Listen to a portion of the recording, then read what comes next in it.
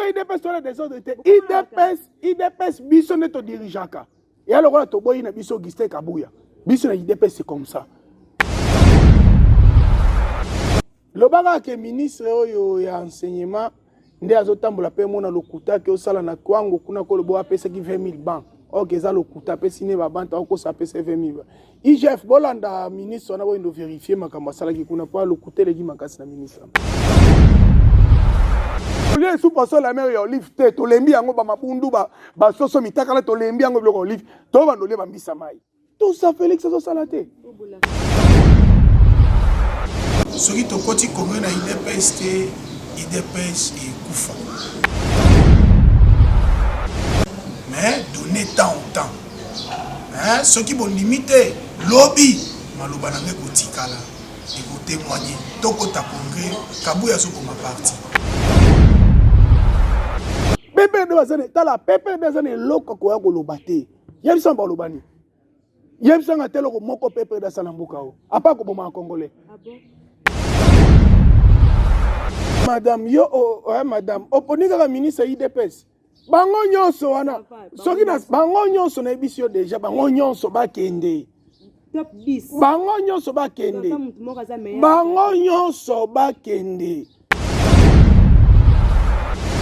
Samaluko nde na ebisio awa ba échouer ne loko no to tangilo awa. Population otangela bino mambozo lo ba wana. Oui, population ce n'est pas la ville province de Kinshasa. Yo anti batu bazala ba province le la nzala.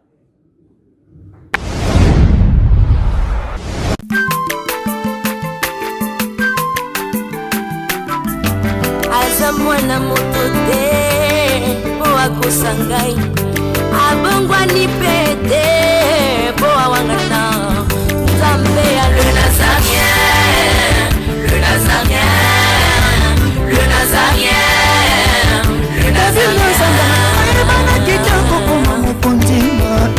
atako babakolaki mafuta na mosakolimo lelo yayo bolingo ebateli le nazarete lipamboli oyo emonanaka te mpeni mamaka nde elobi koleke mapapu masopi mafuta tokokisikana elongo na nzambe oyo babenga na makomi.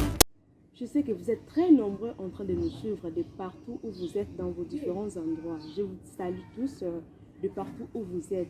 C'est un plaisir pour nous de nous retrouver encore en ces moments après plusieurs années d'absence, plusieurs mois d'absence pour des raisons X ou Y. Donc, ils ont vraiment essayé de faire l'année où il y a 2023. Il y a une émission à Bisso où ils ont la numéro de Sika. Basiji Okoloba eza ebele carnet eza vraiment plein hein carnet eza vraiment ya kotona mais to ko meka mpe ko frôler là-dessus to meka ko sala par tous les moyens to meka ko sala na nyonso to meka ko leba rubrique nyonso.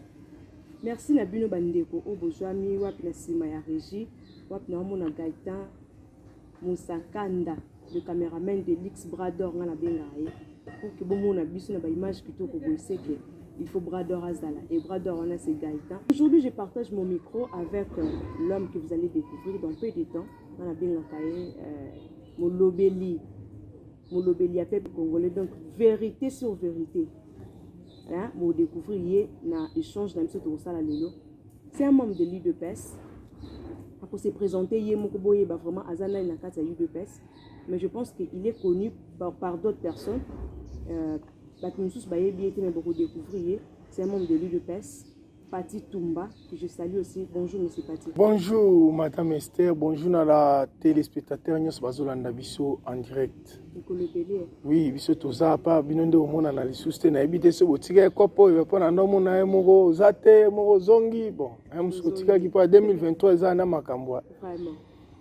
Bande ko bon ando ebele baye bio, ebele baye bio te soki se présenter fonction na IDPS. En tout cas, ba fonction à Bisso PC sous ba fonction te naza vraiment combattant d'élite. Ici quand nyos ba ike baza ba combattant IDPS. Ba nouveau adhérente ba o vraiment to bunda kina bango iska baza ba bigaki wana linyo kwa tembe za kombo président Félix abenga ngai abiki wana linyo kwa tembe Tshisekedi da miniature donc important, nous défendons que le président de la République est la vérité. Vraiment, le président de la République est la vérité. Oui. Est-ce que Ndeko Pati Ozaka fier et Ozala membre de l'IDPS? Ah, mais na Congo pas IDPS parti on n'a qu'un seul parti politique, l'IDPS, qui a été créé en 1982. Donc, quand on a vraiment membre parti politique, le rôle de l'IDPS, ils ont avantage parce que le leader Nabiso, Azalaga leader, moi, pas hein. Il est parmi les leaders, na kate oso ba otanga ba congolais ou ba tambola na droiti. En tout cas, ça y est. Pe batunyon so lelo yo ki bazo loba lelo politique na kata Congo. So le ki na école wana Tshisekedi mette c'est que vous avez vraiment la formation bien té. Et au lobby qui va nous ba otambola na vérité, bon parti nous a perdu la vérité. Mais parce oui. qu'il y a-t-il une différence entre UDPS Yakala, il y a Finks. Tu sais que le père Odoye Baki, mais Lelo, est-ce qu'il y a-t-il une différence? IDPS est état d'esprit. Différence exacte parce que le même esprit qui conduisait nos pères fondateurs, ils ont même esprit biso za na ngotilelo. Ezara mabe ezara ke kat na biso zangina batumsu bazwa ki leçon bien te. Oyebi ezala na kata cours no, professeur sozo tangisa ezana ba élève mususu koto professeur zo tangisa boye kuna zo déranger. So azolia boye do batwana musu bazoki leso bien te ndomona na comportement na bango to la lignée na bango biso to tika le monde ba respecter vraiment ba père fondateur te zaki batumo bazaki ba déranger na kata classe. Non dis-toi. Même esprit, c'est le même esprit qui était au père fondateur, c'est le même esprit que nous portons aujourd'hui. Merci beaucoup na bandeko nos bozolanda eza l'union ka tembe mo ka mibenga l'union ka wana solo. Tu sais que Daminati. Voilà.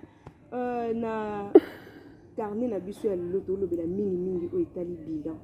Parce que tu es dit que comme déjà na souka ya mandat ya liboso ou UDPS a outiko sala déjà. Tout banana na bilan na ya gouvernement. Parce que nous sommes là le président Tshisekedi mais to bossa na que président Tshisekedi temta sima ba fonction nyonso. Nous na gouvernement o ya ministre na biso Sama Lukonde que je salue aussi. En termes de pourcentage, vous copez ça combien vous êtes membre de l'UDPS n'a que lobby déjà membre vérité. On copez ça combien gouvernement nani. Na sepeli na mutuna na yope na sepeli na ya no moro tikoloba que on peut pas mélanger les choses. Donc le président de la République c'est une institution. Donc il y a ça pas gouvernement par exemple chef nango quel que soit c'est le président de la République qui dirige les réunions du gouvernement, la réunion du gouvernement. Donc, gouvernement Sama Lukonde, en tout cas, na batunayo yo mission au biso président. Na batunaye ba ministre na ye. Mission au biso IDPS. O nanzela ya représentant na biso to bengi président Félix. Vision na ye o ya zanango tozomona ngo pa Sama Lukonde te na batunaye. Biso na slogan na biso na ba élection, quelles que soient les élections, slogan na biso na ta IDPS, même comme na ngai, oye biso ye na secteur na ngeska na vanda na malweka ba benga nga le peuple d'abord. Quand on dit le peuple d'abord, ils en ont ba anglais belé. Mais le peuple d'abord, vraiment ce to koti na fin fond ya le peuple d'abord, vandiga na domaine moko. Ils en ont ba anglais belé to bandolo bango ba bengi le peuple d'abord. Mais et va nyonso tout ce que centralisé na eloko moko parce que eloko wana eza réussi nyonso etikali kozala bien bakolo baloba libuma bonzala ezangisaka mutu kibomoto même ata mpo no raisonner o réfléchir o koma français oloba français sa nini fo libumu esa nini elia soki libumu eza kotonda ekotinda organisme do baorgane nyonso ya nzoto esala mosala nango comme il faut parce que mission oyo bapesaki Sama Lukonde eza libumu. Eza nyonso to boy kotanga ebele to bandika na libumu. Mais so la ndi gouvernement ba Mario onga na benga gouvernement ba Mario pona ba aider biso na libumu bango ba ye ko créer politique na ndenge na bango biso to comprendre te. Donc pas na ngai si ça dépendait que de moi.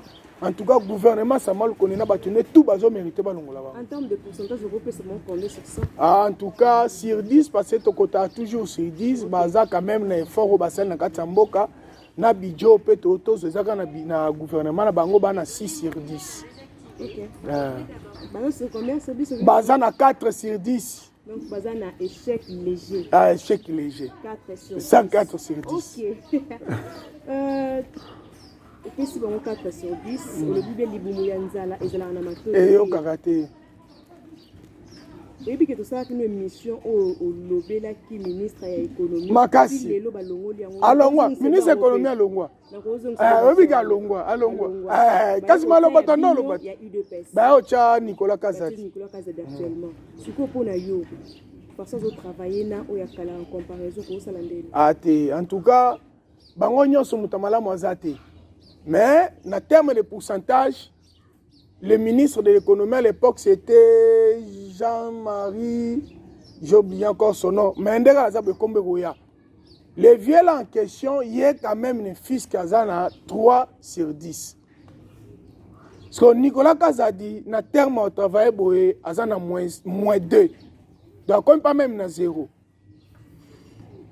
Donc, il y a pensé à yende ko boma na ebite to kolobani ni mama. Tala, biso to sala raté. Mais na ndaku pona kotika tala na ndaku biso to za na biso l'été. To za 12 apamba, na bana nga 10.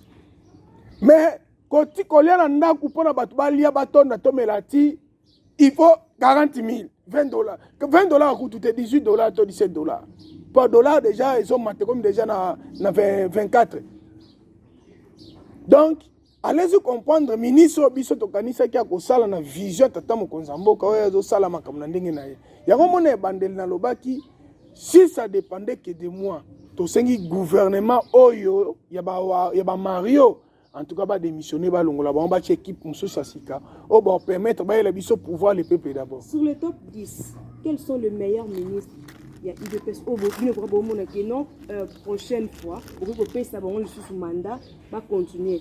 Au moment qui était, c'est où elle va travailler bien. Parce que quand on a un pourcentage, on peut savoir 2, 3, 4 sur top 10. Mais madame, yo, madame, opposé à la ministre UDPS. Bango nyonso wana.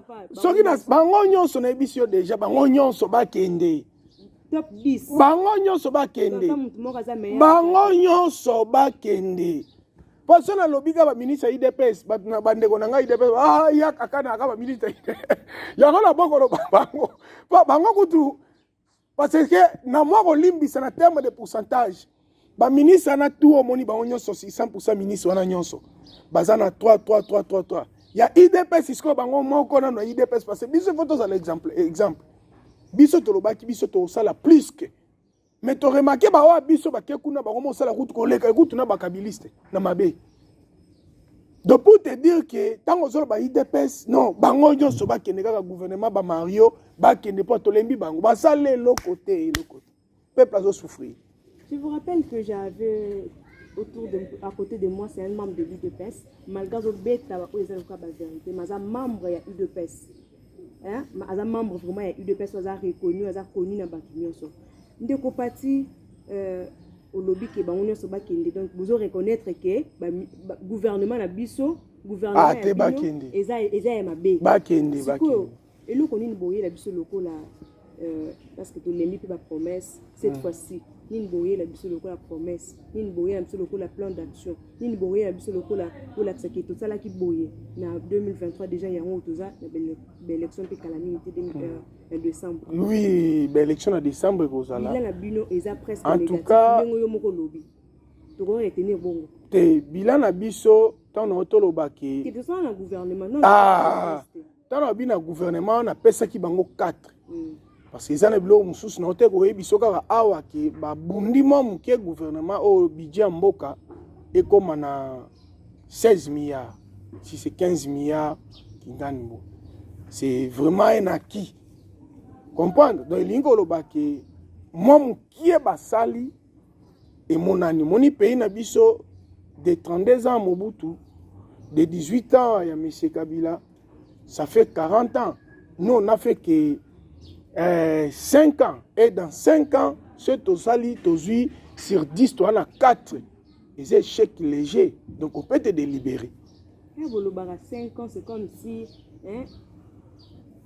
Boluka komi longola na ba responsabilité na bino c'est comme si tu biso ça dans 5 il faut tout ça dans 18 ans pour que beaucoup c'est que ça dans autant d'années pour que bo c'est comme si tu raisonner tu canon moi ngana naza clair ngana za clair na lobby de 40 ans en 5 ans pourcentage na biso sur 10 toza na 4 quand même c'est l'échec léger donc on peut nous délibérer tozui 5 toza satisfait toleki cela montre que na ngonga muke on a beaucoup travaillé koleka bato bayaki liboso na biso olandi donc elingi kolobake nous on a quand même travaillé au moins eza na eloko moko nga na lobaka na kata Congo eza rapport à peuple nanu azoyeba ngo te yana eloko moko nga na féliciter président Félix atala nyingolo nga na koloba eloko na moko kaka eza likambo ya liberté d'expression oyebi lelo okoleka na émission okoleka na etando moke okoloba nyonso esengeli oloba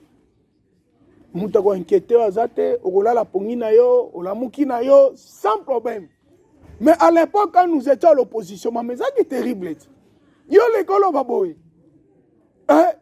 oyebi Félix asali que lelo peuple ba ko revendiquer droit mais peuple ti lelo saka na makanisa kala zo banga oyebisa o keza na ba secteur mususu ti lelo o na oyebisa yo ba journaliste baza okanga keza na ba secteur même après émission na oyebisa yo wapi kasi so na province à Kwango ba ndiko na to na province à Kwango ba journaliste baza tracasser na ndé moko sakana te bo ba yondo lobel bango bo mo bana munoko lobate bazala comment on appelle ça bah journaliste bazalaka quand même baza structuré alors exactement parce que il y a les émissions bon bah les cas qui balakisi ba lobby bon ce que zali bon parce que moi je suis à Kinshasa na ba secteur mususu oyo liberté d'expression ezaka if au moins le problème ezanini président baloba ba journaliste ba chamakele baloba exactement que boya na ba réseaux sociaux exactement que boya bofandi bolobaka te non président et des biso si kana si ça ne va pas loba tala biso de notre même ba trafic d'influence ici là o zaka yo yebinga te système na sila na Congo mais zalaka mais le président Félix Asisango donc pour te dire que liberté d'expression au biso to bundela IDPS les lo bandi ko kisamba malembe donc je te dis que makamozo kende bien c'est maintenant population a conscience. Merci beaucoup Ndeko Pati wana totikana no mukie na o etali gouvernement to kotana na présidence parce que yangwana nde balobaki mbisi ebanda ko pula na mutu mama donc il y a pas une mauvaise troupe mais il y a qu'un seul un chef un mauvais chef donc ceux qui n'y sont pas ba ça les mabe peu importe au condamner gouvernement mais total on a mutana ni ya Fati parce que c'est lui le président de la République, c'est lui le numéro 1. Le chef des institutions, c'est lui. Tout est là par rapport à bilan. J'ai qui beaucoup le 24 janvier, si je ne m'abuse pas. Président honoraire, après ça qui est pouvoir. C'est passation. Discours naïe. Par rapport à Yambo, quand on est là qui m'a bé, Yarzoya, Azaki n'a pas programme naïe, après ça qui n'a pas. Le discours il y a ça là qui réalisation nango les autres ont presque 4 ans ou déjà asili ou déjà mandé à liboso yango aussi là nini to ko retenir ya malamu oh ya malamu ya liboso na lobina ba liberté d'expression et ça déjà c'est un acquis président Félix souci na eza ba revendication ça na poto biso pe ba congolais to bando salango au monde makambo ça na est c'est la liberté peuple lobité biso to boy na biso force régionale ya ba mina nzela c'est ça les pays baza à l'aise. Vous comprenez? C'est déjà un acquis. Et Yami Balé, président Félix a eu à son la gratuité. Quelle que soit l'église catholique américaine qui Bundisango, mais monseigneur Ambongo, américain qui combattre yango lobby mais soukanango, azako obligé à soumettre kakana Nyamibe Kwamboka. C'est déjà un acquis. Oh déjà ce qu'on passe c'est pas tout la gratuité d'enseignement biso tona Kinshasa. Allez aux provinces. Na ba province misale na ba province mingi c'est l'enseignement c'est EPST bato na province ba enseigner banda otanga mona futa bango mbongo te ba pesa bango bloka kolia ba trop pona bana batanga mais les enseignants vandi be pe enseignant moko te lelo na Congo za na salaire moins à 300,000 azate Congo mo maintenant je suis makambo ya sire c'est des jeunes acquis lelo na pouvoir président Félix les élections banoko matina Afrique d'ici tina Belgique tina France. C'est des jeunes acquis. Eh ben non, c'est que les gens peuvent pas voter. Les gens sont privés bango ba élection ba voter ce sont des Congolais. Pas non wana c'est ça va changement. Donc le président azana biloko la sa population que makambo ezokende malamu lelo budget mboka yango ne mati Kabila tiki la biso de 18 ans budget combien 4 milliards aujourd'hui le budget c'est 15 milliards c'est des jeunes acquis et ça ma part ça so que ina ba province banzela peso salama bazo tonga kende na hôpital mama yemo depuis Belge atika ma concession mama yemo wana construction wana Belge atika mobuta bakisaka ndambu biso toye ozomona bijou to sala te immeuble c'est un acquis en tout cas chance yo mondimi malembe malembe c'est un acquis état de siège qui décrété dans la région est de la je me sentirais à l'aise à la peau du président de la République, ceux qui guerre ici. Invité, phrase wana ceux qui boyo traitant on deni. Le lo oyo loba. Je suis prêt à mourir pour la paix de la République, de l'est de la République. Ma phrase wana te boyo traitant on deni ezaka baki. Ma promesse o apesa biso ezaka baki.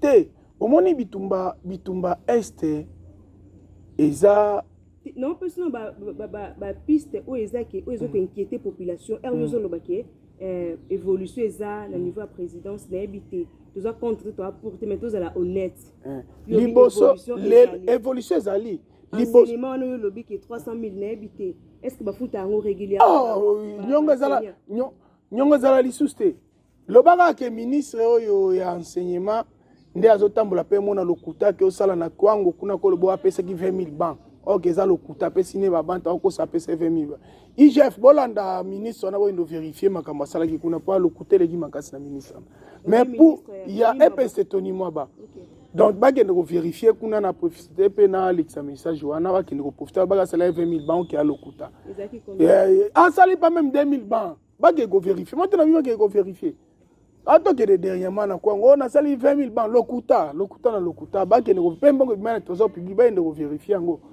donc pour te dire que on mona ifse que on est bandeke ba ministre oyo en tout cas baza ba Mario ba longo ba ke ne ba tshotso ba wana mais moi na mon ministre na ebité katanga na gratuité to ya député bongo yebisa yo ebi ba ministre yo est ba ko yebisa yo ke ne déjà on ngo vérifier mais na sima biso yo tabana na yo batanga na gratuité te nga bana na nga tanga na gratuité para kande matangai oyo bazana na gratuité tanga na yebi oya primaire pourquoi parce que oya primaire bazana gratuité oyo ba mataki ba 7e 8e à l'époque ba konga batanga ko fele ba konga mbotango en tout cas félicitations na musalo salaki mais tangu toni mo baye ekolongola ba wana o ezate elongwa yango moni na nyonga kanga na futa $400 na futa $400 na mwana moko oza na 7e mususu na 8e 4 donc 800 ba 1200 na primaire bazana wana gratuité donc esika na yina kana boya ka toni mo bana ndima ba konga kaka na eloko na yana ba konga zonga kaka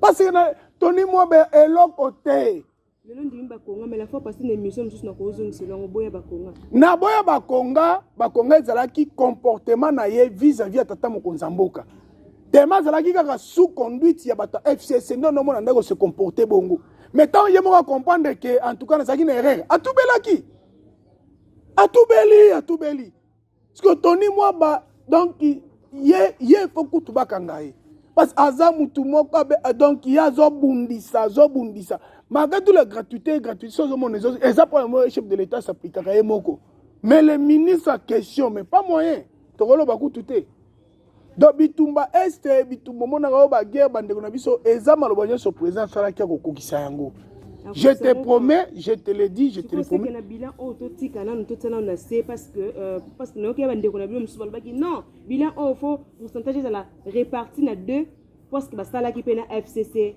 na cache zala ki bangomi ba mariage te population biblo wana te wana eza biso a politicien mais pas population biblo wana te population otala so salé li à voter c'est ça nous les politiciens to le bara bongo mais population biblo wana te au moins population za la compréhension na parce que pour abatonga neti to babuki wenza zando mutabuki za gouverneur non mais bato bazo la charge na baola tsango nani to bazo buka ba ndako se bato batongi mabebe na bazo buka to bato la babuka ba mutabuka wenza nani mais baona mutuna bazo nani bazo buka C'est ça compréhension de la population. Donc, exactement, on va politiser, mais ça, politiser, on va dire, mais population va comprendre un dingue.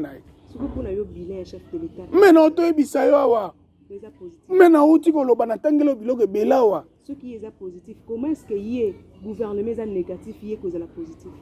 Le président de la République, en tant qu'institution, alors ça, la moussala, tant que. C'est leur vision, bien. Makanisi na ye, ozalaki nango yango ezomonana. O bandaki koloba parce que tout tant que na ba élection, to votaka gouvernement te. To votaka président de la République par rapport ya makanisi o ya zanango. Parce que biso to moni makanisi parmi biloko alobaki moi muke ezo concrétiser. To fils au pèse sous confiance. N'habite ce que nous se soulignons bien. Ce n'est pas que avant le gouvernement, la population, nous les populations, on vote d'abord le président de la République par rapport à ces projets de société. Projets de société, où c'est réalisé, c'est un mandat à Liboso. N'est-ce pas? Nous déjà c'est réalisé. Secteur en sécurité. Et là, on a changé ça la message. Il y a un lobby. Aussitôt je suis élu président de la République. Donc il faut dans la est. Oui bien très bien. Na bien. Dit que là jamais kokende te akende kolobande ko vanda. Ah yo. Mais le président de la République en tant qu'institution non si il a mandat na yezananu. Ezananu comme mandat ezananu. Oh. Mais mandat ezananu. Combien est-ce combien? Bon, compter 2023. Oh, même 2023, élection en décembre. Si je suis par exemple, si je suis à mois de mai, à Kovanda, on n'a pas de Mouessani. Donc, mandé Zananou. Il a encore mandé Zananou. Nous devons féliciter le président de la République. Il faut populaire. Au moment où nous avons est, va comprendre Félix Bali. Comment Kolinga? L'élection aussi longtemps ba ville nous na bitumana na moi time to aussi la na batwana bozu ba mécanisme ni pour que déjà tozui Kagame sa yebi ke time azori payer batunaye oka compter to lo Kagame yebi malamu unagana oyebi makambu ministre Gizario ya ITP aoti koloba il y a 2 jours c'est qu'on l'a qui était madame bolanda gaye ministre lobi clair abi moi tant que tout parce que tout moi en tant que tout Congolais, mais en plus je suis ministre de ITPR, tosengi na Kagame te a kosenga ba revendiquer na compte na biso. Tosengi na Kagame te a kokoti la biso. Biso moko to kosolo la makambo na biso etali te. Donc pour te dire que elle est tous les Congolais qui sont ici na Congo. Eh bango moko basal déjà bloc, ba bisi Kagame ba aventure na yo tika. Biso si to fanda na Congo ba tira biso à l'aise. Parce que tant un ministre tout ça des ministre na Congo, tout les Congolais, les ministre na Congo, et te paye. Et ça avantage te. Quand tu nga Congolais ni na kata Kigali, aza ministre kuna. C'est que pour te dire, biloko Kagame azoluka, c'était à l'époque de Joseph Kabila. Yesko kainzaki Kabila za Félix. Ndomoni abunga ka diverser, na minute ça na perdre sa mémoire à perdre. Parce qu'à la minute je te dis au mois de juin et avril, tu mets guerre à des aussi la torre qui bande konde na to lobaki bolanda bino moko sentiment émission ko yamba muta UDPS azolo ba vérité sur vérité mais ba côté mususu malgré azo mekampe ko camoufler ba vérité mususu ndeko parti auto lo makamba bilan awa ya chef de l'état commission qui na combien par 16 milliards 15 milliards pardon ya Kabila au sali comparaison mais le temps wa Kabila to yebi ke li pezela na 200 francs mais mutu li pa 200 ala to yebi mais bité ki mamba farine crise mondiale donc tu le Hollandais kangote OK koto zala na malueka ero le peuple d'abord na sur loba sous slogan wana lipo obi ke biso sala farine te farine si le pas international même les États-Unis savon sucre mais ce sont des produits donc bino mambele kana Ukraine besoin informer te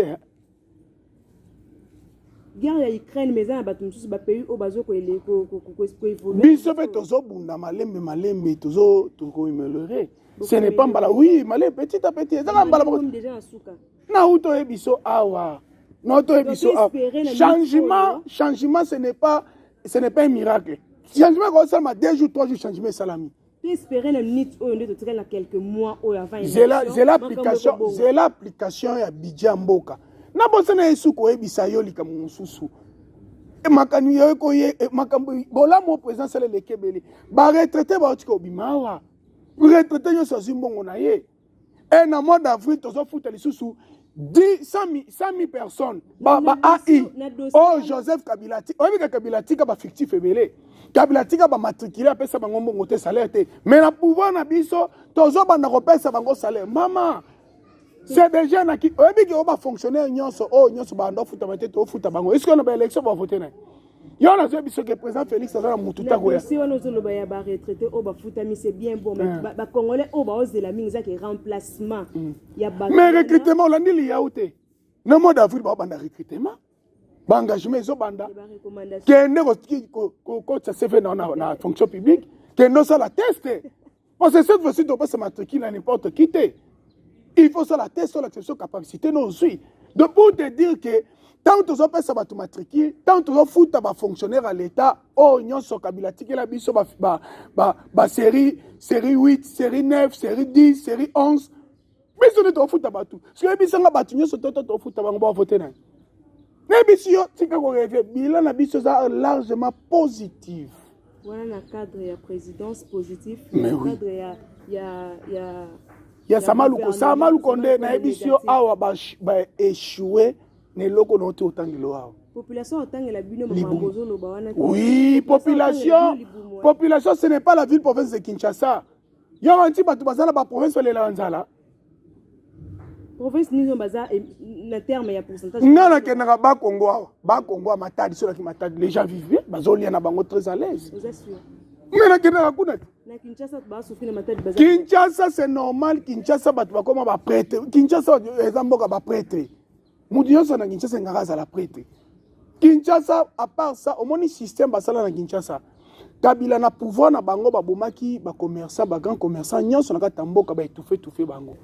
Bango ba ya ba koma osala na katamboko mutalesa Kinshasa majorité c'est Joseph Kabila Olive Lembe. Ma tomate, ma tungulu, ba aïe, ba. Vision, c'est la vision du président de la République. N'a pas concrétisé pour Moutako Kisango, c'est le ministre. Parce que le président. Bilan que jamais que c'est positif directement. Aussi longtemps, bateau parce que la concrétisation et la vision wana va bloquer. Te positivement na oh ba effet zo salama. To yango moto yango positif. Te oh non to tangelo bloqué. Na tangelo to futa fonctionner. Bat ba ke ne retraite. Malali boso ba ke ne retraite belé à l'époque à Félix. Pe ba zumo na bango sans problème. Tala, tu na papa biso ba ke na ba retraite. Muto ke ne retraite to pese $100. Tout le monde va retraiter, le lot va salaire. Oui, mais on va retraiter comme l'époque à Kabila. 100 francs. 100 francs, mais la vie sociale, 100 francs n'est pas à Kabila, on va retraiter. Attends, on a 100 000. Maman, Nini. La personne sur le robot. Tu es robot, mais qu'on sale les yango. Bakino, belé, Kino, alobaka. On dépensait combien? Domaine wana, yango, je connais. En plus, on dépensait combien? Ce qui toque sur le transport, toque ni musique. Et ça, biloko, on a l'obaka, une compétence, il y a gentil, il faut to benganae. Bah, on a godin pour y. Parce que le transport de la ville provinciale, c'est l'hôtel de ville qui fixe les prix des transports. Ce n'est pas le président de la République. Et l'hôtel de ville n'a incompétence, n'a pas ministre provincial, député provincial, n'a nyonso. Provinciaux, nyonso. Aux yeux président de l'Assemblée nationale, Godé pour soi-disant, il n'y a pas de choses à passer, tous à descendre qui n'keste. Azana lokuta, aleki kutuna Satan, Godé pour y. Mokomo na yazo cholaga baninga, mais yé mokom ta lokuta, ta lo Kinshasa. Transport est comme un lix na Kinshasa lokola kindoki. Voilà, c'est pas le président de la République. Yango na oti ko ebiso awa. Bato yo bazana posa ko. Ah ozolungo condamner Gentini Ngobila. Mais mambozo sala après quelque part azana raison. Ko buka bato batongi likola bakanivo. Mama. To boite l'été fa buka mais l'état sala ndenge nini. L'état opesa bato wana mususu trimestre. Oui, au sensibiliser la population, il faut aussi asala yo mona mukanda. Mukanda mona koteni. Il a accès à mukanda. La kisa mukanda oh gentiment asala parce que alors comment ça mukanda ezali fala comment depuis année passée pardon. Parce que les lots déjà dans le mois de mars et février. Dans le février. Si c'est 3 mois c'est qu'il faut à comment année passée. Alors l'exhibition mukanda année passée. Au moins quand côté. Tu vas côté dans le kuta là. Ah, journaliste vraiment ko ça c'est normal aux autres sous cop gentiment zona bio na. Parce qu'il y a pas un document. Il y a pas un document. To boy ko buka te la ningate. L'état ça la musala na mais l'état la première chose ils doivent d'abord informer bato sensibiliser population et si bango tokoya ko buka site boye sika boye dans 3 mois bobongisa bo évacuer miseblo na bino et permettre muta zo ba solution pourtant l'état ya na raison mais l'état zo ya se babanti kende na entrée ya Nyangwe na lingwa lo mona dépôt de Messi immeuble moko eza na suka eza liboso ba so atongi sika moko mabuki eza na suka tiko eza liboso Mbolo ko biso gentino sala ba fanti ba na mususu soki nani soki jekoko mulumba ba sala ba fanti ba zo buka ngona mutema be na compte à rendre ken na zo temola Kinshasa na zo mona o senti benake musu ba potana na batu wana yango moni ba kanda na zo buka azo ba sala ngo sincèrement tana ndinga malamu te biso moto otamla Kinshasa to mona mais charge nyo sozo la présidente de la République yo mona tout moment biso to le kana émission to interpeller la population surtout biso ba combattant biso fa to za sinjili ya tata mokonza mboka ministre député gouverneur sala musala comme na visa tata mokonza mboka te to yele lumbe système nande échange mako Tony Mwaba biselele Tony Mwaba biselele subaki yi déjà.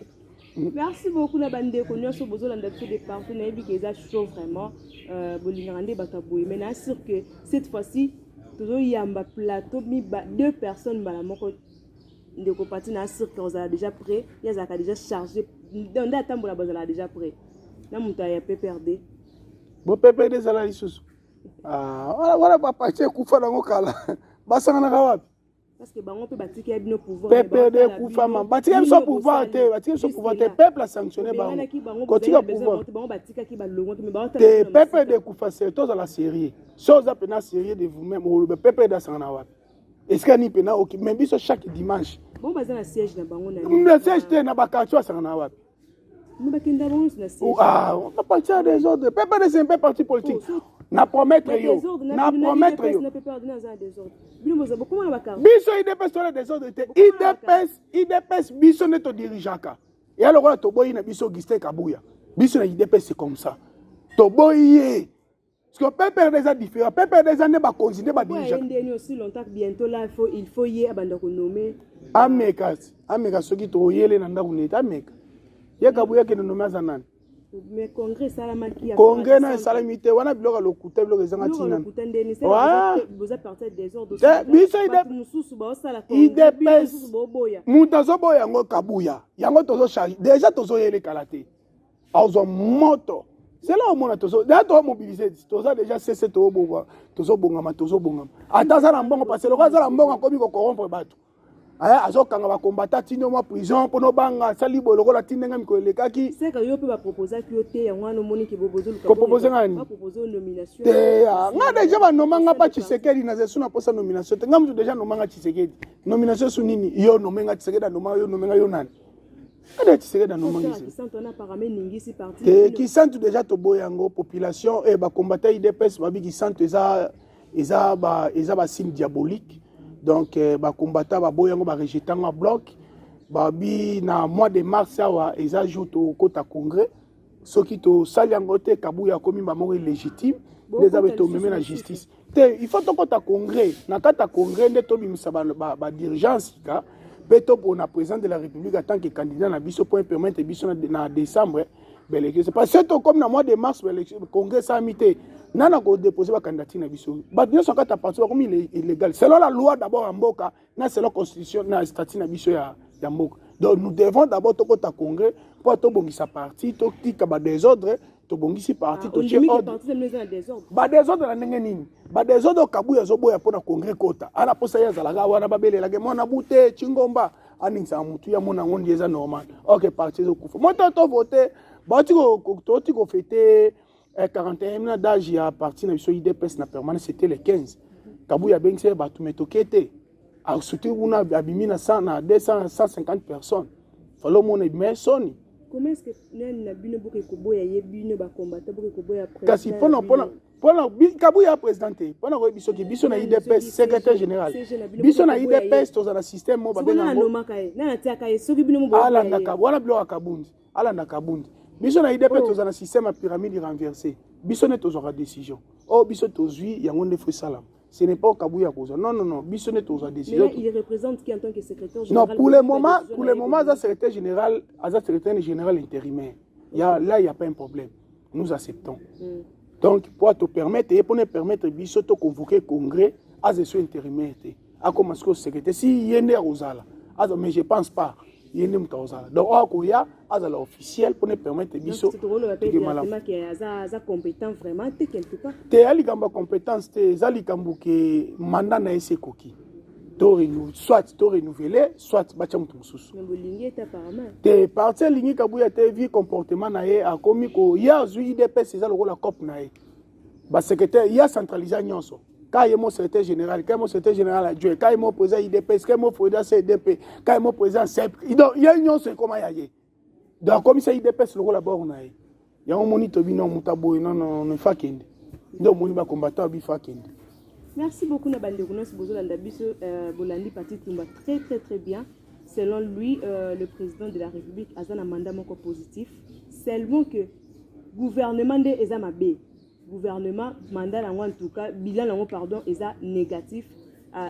On peut savoir combien de pourcents? 4%. 4%. Ils échec léger. Mais il est prêt à Koyambama, nande Koya, il y a peur de bien qu'il y a boyé, mais ce que boyé c'est que Pauline a forfait de Baloba. C'est bangi. Nga peur de Nabi Koufa Nango. Y'a le Wabala Mugati. Basa côté. Yo toto. Aux après. Bina ni nande nanga inon eva se bosha boy bazanani. Si bena. Boane zala. Oh na mona ki ba s'enrôler pe ni na décider ba. Mutakaka comment la mugeza Félix. Tant mindele ba ke obeto ba aventure asale kuna toke na la muga na biso mote kufatilelo ba nyeso ba bima siko makamba pepe de vie na biso oyo ba benga vie Evariste Boshab Evariste Boshab azana ari muta pepe de te siko lela bimite pour te dire que parti ni kufa o moni ndeko benga so aza sérieux na emo ba ke parti kufa pepe de so ba ki batu bana conscience a roya te na télévision ya ko loba les sous biso ta pepe de jamais ko salango. Parce que Jean Bango va réduire biso na mboka o. Yo zomona gouvernement congolais n'importe quoi Kabila. Ba on va foutre un gouvernement rwandais. Tozo mbongo to foutre un soldat rwandais. Kagame tongi mboka na ye. Na 18 ans Kabila c'est le pouvoir. Kene na Kigali a le roi poto hein. Faut pas jouer. Kigali au mona ba papier na nzela te hein. C'est quoi union sacrée? Sur le but que ozo comparer na owana comparaison à union sacrée na mais union sacrée na bisio de jeune alubaki awa union sacrée batano to pesi bango 4 pepe de bazane tala pepe de bazane loko ko ya ko lobate yebisa ba lobani yebisa ngatelo ko moko pepe de sala mboka o apa ko boma congolais ah bon mama yo pepe de yela biso constitution au belligérant. Article 53 ezoloba article 53 au peuple de la biso. Ba biso ba tribu to zana na mboka bazo ba tribu mo benga ngo minoritaire. Nakata Congo, yo journaliste, yebisa na tribu minoritaire zaka. Donc bosi ba tuti, bo komisi mo ba congolais bo pesa bango mabele. Oh to zana bazomo na mboka oyo. Bazomo depuis bavanda mona bazomo basenga mabele. Bazomo bavanda kimiate. Mais biso ozomona niveau ya mona pepe da meka kutu ba meka ko ya lobate soki ba yebisa ba ba bongisa na constitution ya ba belgérant yo kene na Rwanda soko mona général ya Rwandais mais comment est-ce que ya congolais pardon kokonza biso bimbe ofandi congolais ndongo te ko ba Rwandais awaza ministre yango na zo eza bato Kabila tikela biso tangu biso tozui na bakor na bango Hippolyte Tikaka lokola présidence a na connaissance nango bien té et c'est là tout ça la bongo mais pour le moment le roi to bandi ko maîtriser tozui déjà contrôle à nyonso je te dis on va changer beaucoup de choses on va changer beaucoup tala Congo na ebisaka batu to na sala ke mission batu bakoloba Félix autaka wapi donner le temps au temps au moins moi temps muketikali batu ba vendre non Félix il a mérité lelo Kabila celle 18 ans même avion zaté. Le président Félix a sommé le gouvernement congolais. A sommé le gouvernement, a sommé l'institution présidente de la République. Avion. Ceux qui présentent le avion, il y a président Koya. C'est des jeunes acquis. Les présidents ont beaucoup travaillé. Ce que nous avons souvent dit, on a 15 bateaux. Ministre appelle Chotoloba. Et Soya. Tolé sous passant la mer et olive té. Tolembi ango ba mabundu ba soso mitakala tolembi ango bloko olive. To ba ndolé ba mbisamayi. Tout ça, Félix, c'est ça la tête. Avant de chiter, vraiment, tout ça, moi, de la fin de la campagne, l'émission, on va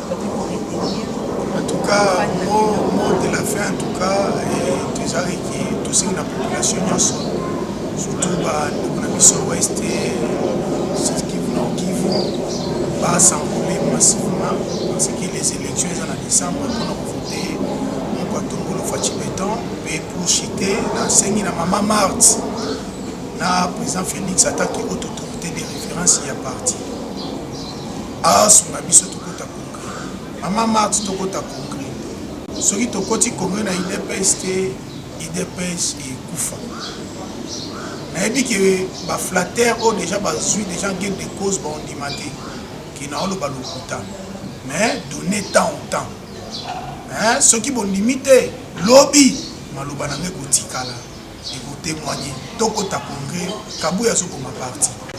Merci beaucoup, Nabi Nakiwana Prophète, parce que nous que 80% maloba loba salama. Donc on a cette nouvelle émission parce que ça m'a tout le monde pour les amis il y a la chaîne nous amis pour les afficher ou bien nous sommes beaucoup de critique, de suggestions et ça la mission. Merci beaucoup à toi Gaëtan.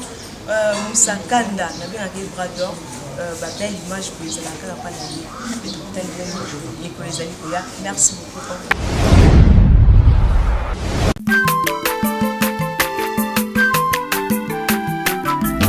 Aza mwana moto te po akosa ngai abongwani pe te po awangata Nzambe ya le Nazarien, le Nazarien, le Nazarien, le Nazarien.